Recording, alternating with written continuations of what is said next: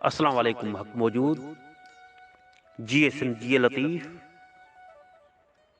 सुरदेसी जे हिक बैत ते गुफ्तगू कंदासीं।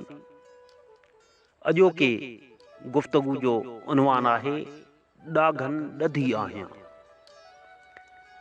शाह साईं फरमाए थो त उठ मां ओरे आण ॾाघन ॾधी आहियां, हणी हथ हयन खे परे नेई पलाण, हो त मुंहिंजो हाण पुन्हूं न्याऊं पाण सी।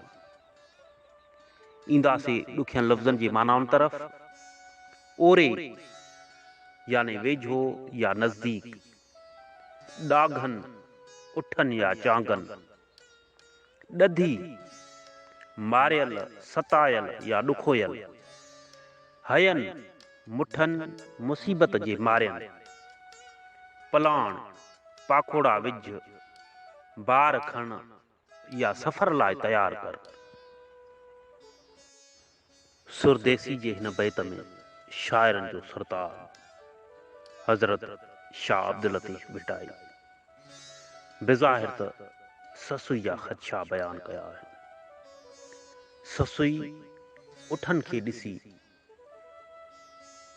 उठनि वारे खे उठनि खे परे पलाणण जी ॻाल्हि कई आहे। ससुई उठनि खां बेज़ार थी चवे थी, उठ मां ओरे आण ॾाघन ॾधी आहियां। उन्हनि चांगनि खे उन्हनि उठनि खे मुंहिंजे वेझो न आण, छो त मां उन्हनि चांगनि जी मारियल ऐं सतायल आहियां। हणी हथ हयन खे परे नेई पलाण, उन्हनि मुसीबत जे मुठनि खे उन मुसीबत जे मारियनि खे परे वञी पलाण, हो त मुंहिंजो हाण पुन्हूं न्याऊं पाण सी। इन्हनि अञा हाण मुंहिंजो पुन्हूं पाण ते खणी विया आहिनि, इन्हनि मूंसां वैल वहायो आहे। दोस्तो ही त हुया ससुई जा ख़दशा।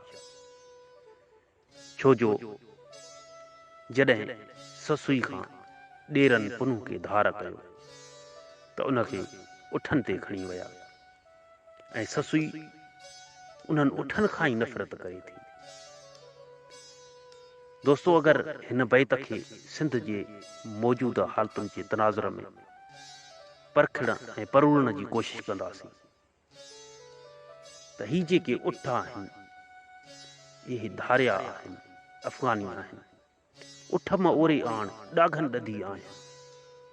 हिकिड़ो सिंध जो घण घुरो, सिंध जो दर्द रखंदड़ माण्हू धारनि खे ॾिसी इहा दाह थो करे। इन्हनि उठनि मिसल पठाणनि खे ओरे सिंध ॾे न आण, इन्हनि खे सिंध में न छॾियो। आउं अॻे ई इन्हनि जे मुसीबतनि जी मारियल आहियां। छो जो तारीख़ जा वर्क उथलाए ॾिसो, हर दौर में अफ़गानी पठाणनि सिंध खे लुटियो आहे, सिंध खे फुरियो आहे। अॼु ताईं अगरि को सिंधी माण्हू को वाक़ियो ॾिसे थो त चवे थो घोड़ाड़े घोड़ा। इहा चवणी बि मदद पठाण जे हमलनि बाद सिंध में राइज थी। छो जो हू सिंध में जिते बि हमला कंदो हो त उते जा माण्हू घोड़ा ॾिसी भॼी वेंदा हुआ, घर छॾे वेंदा हुआ। छो जो उन्हनि जे अॻियां जेको बि ईंदो हो, जेके बि वस्तियूं ईंदियूं हुयूं, उन्हनि खे माण्हुनि खे मारे नास कंदा हुआ ऐं लुट फुर कंदा हुआ। तॾहिं सिंध जा माण्हू चवनि था सिंध जो घणो घुरो, सिंध जो दर्द रखंदड़ इंसानु चवे थो त इन्हनि उठनि खे इन्हनि धारियुनि खे परे कयो सिंध खां।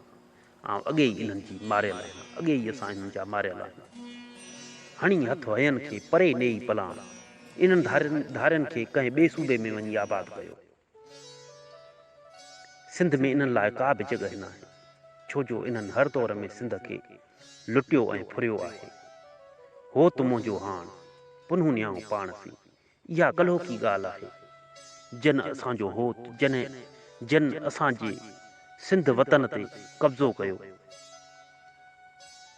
असांजे सिंधी माण्हुनि सां वैल वहाया, सिंधी माण्हुनि खे कई सदियूं ग़ुलाम रखियो, उन्हनि धारियुनि खे हिते अचणु न ॾियो। दोस्तो माज़ी में सिंध ते उन्हनि धारियनि लुटेरल फोरन अफ़गाननि खे जाम फेरोज़ जहिड़नि बदकिरदार माण्हुनि सिंध ते मुसलत कयो, उन्हनि खे सिंध ते हमले करण जी दावत ॾिनी। अगरि ॾिठो वञे त अॼोके दौर में बि सिंध जा हुकुमरान जाम फेरोज़ वांगुरु धारियनि खे दावतूं ॾियण में पूरा आहिनि। हींअर ताज़ो ई सिंध पुलिस में 8000 अफ़गानी पठाणनि खे भर्ती कयो वियो आहे।